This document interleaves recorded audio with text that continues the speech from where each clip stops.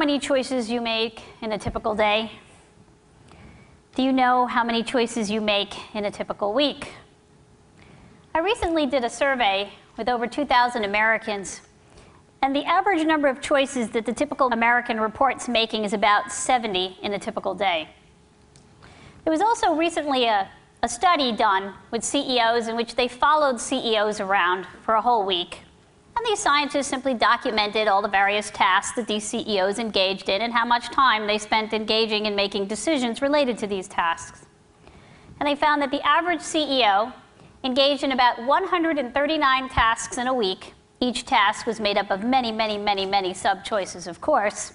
50% of their decisions were made in 9 minutes or less. Only about 12% of the decisions did they make in an hour or more of their time.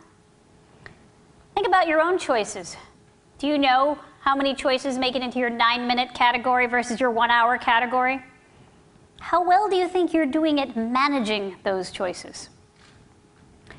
Today I want to talk about one of the biggest modern-day choosing problems that we have, which is the choice overload problem. I want to talk about the problem and some potential solutions. Now, as I talk about this problem, I'm going to have some questions for you, and I'm going to want to know your answers. So when I ask you a question, since I'm blind, only raise your hands if you want to burn off some calories. Otherwise, when I ask you a question, and if your answer is yes, I'd like you to clap your hands. So for my first question for you today, are you guys ready to hear about the choice overload problem? Thank you. So when I was a graduate student at Stanford University, I used to go to this very upscale grocery store. At least at that time, it was truly upscale. It was a store called Draeger's. Now this store, it was almost like going to an amusement park. They had 250 different kinds of mustards and vinegars and over 500 different kinds of fruits and vegetables and more than 24 different kinds of bottled water. And this is during a time when we actually used to drink tap water. I used to love going to this store, but on one occasion, I asked myself, well, how come you never buy anything? Oh, here's their olive oil aisle. They had over 75 different kinds of olive oils, including those that were in a locked case that came from 1,000-year-old olive trees. So I one day decided to pay a visit to the manager, and I asked the manager, you know, is this model of offering people all this choice really working? And he pointed to the busloads of tourists that would show up every day, with cameras ready usually. We decided to do a little experiment. And we picked jam for our experiment. Here's their jam aisle. They had 348 different kinds of jam. We set up a little tasting booth right near the entrance of the store. We either put out 6 different flavors of jam or 24 different flavors of jam. And we looked at 2 things. First, in which case were people more likely to, stop, sample some jam? More people stopped when there were 24, about 60%, than when there were 6, about 40%. The next thing we looked at is in which case were people more likely to buy a jar of jam. And now we see the opposite effect. Of the people who stopped when there were 24, only 3% of them actually bought a jar of jam. Of the people who stopped when there were 6, well, now we saw that 30% of them actually bought a jar of jam. Now, if you do the math, people were at least 6 times more likely to buy a jar of jam if they encountered 6 than if they encountered 24. Now, choosing not to buy a jar of jam is actually probably good for us, at least it's good for our waistlines. But it turns out that this choice overload problem affects us even in very consequential decisions. We choose not to choose even when it goes against our best self-interests. So now for the topic of today, financial savings. This is a study that I did with now I'm going to describe to you a study I did with Gur Huberman, Amir Kaminica, Wei Zhang, where we looked at the retirement savings decisions of nearly 1 million Americans from about 650 plans, all in the US. And what we looked at was whether the number of fund offerings available in a retirement savings plan, the 401k plan, does that affect people's likelihood to save more for tomorrow? And what we found was that indeed there was a correlation. So in these plans, we had about 657 plans that ranged from offering people anywhere from 2 to 59 different fund offerings. And what we found was that the more funds offered, indeed, there was less participation rates. So if you look at the extremes, those plans that offered you 2 funds, participation rates were around in the mid-70s, still not as high as we want it to be. In those plans that offered nearly 60 funds, participation rates have now dropped to about 60 percentile. Now, it turns out that even if you do choose to participate when there are more choices present, even then, it has negative consequences. So for those people who did choose to participate, the more choices available, the more likely people were to completely avoid stocks or equity funds. The more choices available, the more likely they were to put all their money in pure money market accounts. Now, neither of these extreme decisions are the kinds of decisions that any of us would recommend for people when you're considering their future financial well-being. Well, over the past decade, we have observed 3 main negative consequences to offering people more and more choices. They're more likely to delay choosing, procrastinate, even when it goes against their best self-interest. They're more likely to make worse choices, worse financial choices, medical choices. They're more likely to choose things that make them less satisfied, even when they do objectively better. The main reason for this is because, well, we might enjoy gazing at those giant walls of mayonnaises, mustards, vinegars, jams, but we can't actually do the math of comparing and contrasting and actually picking from that stunning display. So what I want to propose to you today are 4 simple techniques that we have tested in one way or another in different research venues that you can easily apply in your businesses. The first, cut. You've heard it said before, but it's never been more true than today, that less is more. People are always upset when I say cut. They're always worried they're going to lose shelf space. But in fact, what we're seeing more and more is that if you are willing to cut, get rid of those extraneous, redundant options, well, there's an increase in sales. There's a lowering of costs. There's an improvement of the choosing experience. When Procter & Gamble went from 26 different kinds of Head & Shoulders to 15, they saw an increase in sales by 10%. When the Golden Cat Corporation got rid of their 10 worst-selling cat litter products, they saw an increase in profits by 87%, a function of both increase in sales and lowering of costs.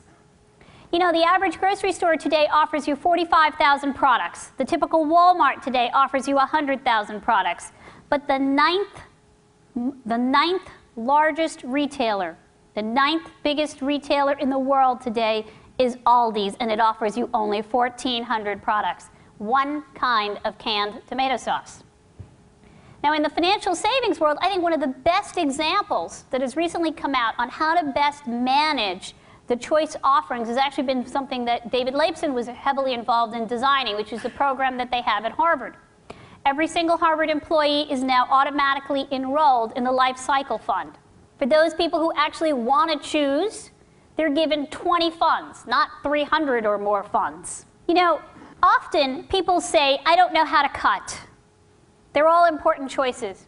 And the first thing I do is I ask the employees, tell me how these choices are different from one another. And if your employees can't tell them apart, neither can your consumers. Now, before we started our session this afternoon, I had a chat with Gary. And Gary said that he would be willing to offer people in this audience an all expenses-paid free vacation to the most beautiful road in the world. Here's a description of the road. Okay, and I'd like you to read it, and now I'll give you a few seconds to read it, and then I want you to clap your hands if you're ready to take Gary up on his offer. Okay? Anybody who's ready to take him up on his offer? Is that all?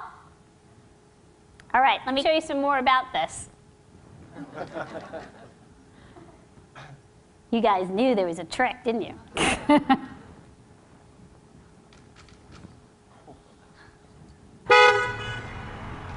Now, who's ready to go on this trip? I think I might have actually heard more hands. All right. Now, in fact, you had objectively more information the first time around than the second time around, but I would venture to guess that you felt that it was more real the second time around, because the pictures made it feel more real to you. Which brings me to the second technique for handling the choice overload problem, which is concretization. That in order for people to understand the differences between the choices, they have to be able to understand the consequences associated with each choice, and that the consequences need to be felt in a vivid sort of way, in a very concrete way. Why do people spend an average of 15 to 30% more when they use an ATM card or a credit card as opposed to cash? Because it doesn't feel like real money. And it turns out that making it feel more concrete can actually be a very positive tool to use in getting people to save more. So a study that I did with Shlomi Benartzi and Alessandro Privatero, we did a study with people at ING, employees that are all working at ING. And now these people were all in a session where they're doing enrollment for their 401k plan. And during that session, we kept the session exactly the way it used to be, but we added one little thing. The one little thing we added was we asked people to just think about all the positive things that would happen in your life if you saved more. By doing that simple thing, there was an increase in enrollment by 20%, and there was an increase in the amount of people that were willing to save in terms of the amount that they were willing to put down into their savings account by 4%. The third technique, categorization. You know, we can handle more categories than we can handle choices. So, for example, here's a study we did in a magazine aisle. Turns out that in Wegmans grocery stores up and down the Northeast corridor, the magazine aisles range anywhere from 331 different kinds of magazines versus all the way up to 664. But you know what? If I show you 600 magazines and I divide them up into 10 categories, versus I show you 400 magazines and divide them up into 20 categories, you believe that I have given you more choice and a better choosing experience if I gave you the 400 than if I gave you the 600. Because the categories tell me how to tell them apart. Here are two different jewelry displays. One is called jazz, and the other one is called swing. If you think the display on the left is swing and the display on the right is jazz, clap your hands. Okay, there's some. If you think the one on the left is jazz and the one on the right is swing, clap your hands. Okay, a bit more. Okay? Now it turns out you're right. The one on the left is jazz and the one on the right is swing. But you know what? This is a highly useless categorization scheme. You know, the categories need to say something to the chooser, not the choice maker. And you often see that problem when it comes down to those long lists of all these funds. Who are they actually supposed to be informing? My fourth technique, condition for complexity. It turns out we can actually handle a lot more information than we think we can. We just got to take it a little easier. We have got to gradually increase the complexity. I'm going to show you one example of what I'm talking about. Let's take a very, very complicated decision, buying a car. Here's a German car manufacturer that gives you the opportunity to completely custom make your car. You're going to make 60 different decisions, completely make up your car. Now these decisions vary in the number of choices that they offer per decision. Car colors, exterior car colors, I've got 56 choices. Engine, gear shift, 4 choices. So now what I'm going to do is I'm going to vary the order in which these decisions appear. So half of the customers are going to go from high choice, 56 car colors, to low choice, 4 gear shifts. The other half of the customers are going to go from low choice, 4 gear shifts, to 56 car colors, high choice. What am I going to look at? How engaged you are. If you keep hitting the default button per decision, that means you're getting overwhelmed. That means I'm losing you. What you find is the people that go from high choice to low choice, they're hitting that default button over and over and over again. We're losing them. They go from low choice to high choice, they're hanging in there. It's the same information. It's the same number of choices. The only thing that I have done is I have varied the order in which that information is presented. If I start you off easy, I learn how to choose. Even though choosing gear shift doesn't tell me anything about my preferences for interior decor, it still prepares me for how to choose. It also gets me excited about this big product that I'm putting together, so I'm more willing to be motivated to be engaged. So let me recap. I have talked about 4 techniques for mitigating the problem of choice overload.